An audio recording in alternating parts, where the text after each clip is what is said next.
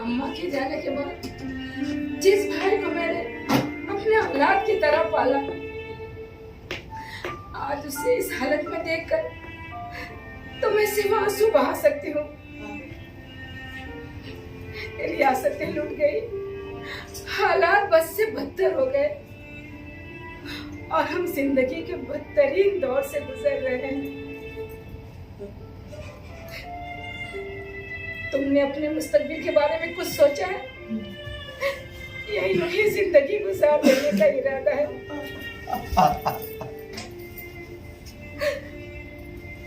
तुम इतने सही हो, लेकिन उस जहानत का क्या जिसका कोई तामीरी पहलू न हो।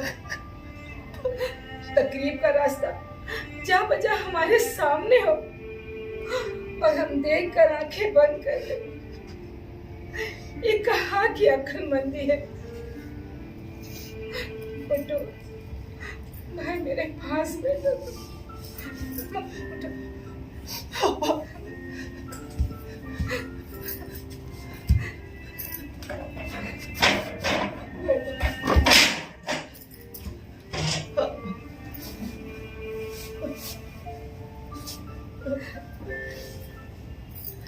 मेरी नसीहतों को गुजारिश हम, तुम यूनिवर्सिटी के इतने होनहार तालिब इल्म हो, यूनिवर्सिटी को तुम पर नाज है, तुम पर फख्र है, तुम्हारे किस्से आम हैं, तुम्हारे अशार कम व बेश मुल्क के हर अखबार में शाये हो रहे हैं। माना तुम्हारे दोस्तों का हल्का वसी है, तुम्हारे बेशुमार दोस्त है बाबा, लेकिन याद रखना उस दिन ये काम न आएंगे जिस दिन खुदा ना खास्ता तुम बीमार होकर बिस्तर पर बैठोगे। ये जिंदगी हमें बहुत कुछ देती है तो हमसे बहुत कुछ चाहती भी है। देखो, अगर तुम्हारे कोई ख्वाब हो तो उसे तुम्हें पकड़ना होगा, यूं जाने नहीं देना होगा। मैं तुम्हें क्या समझाऊं जगत, तुम खुद बहुत समझदार हो, लेकिन एक बात कहूंगी कि अक्लमंद अपने खुद देखता है और बेवकूफ के सारी दुनिया देखती है। तुम अपने आप को पहचानो, तुम हम बहनों के वो भाई हो जिसे हम बेपनाह मोहब्बत करते हैं भाई। माँ के बाद अगर सबसे ज्यादा तुम्हें देने वाला है तो वो उसकी बहनें होती है। हम सब तुम्हें सुरखरू होता देखना चाहते हैं भाई।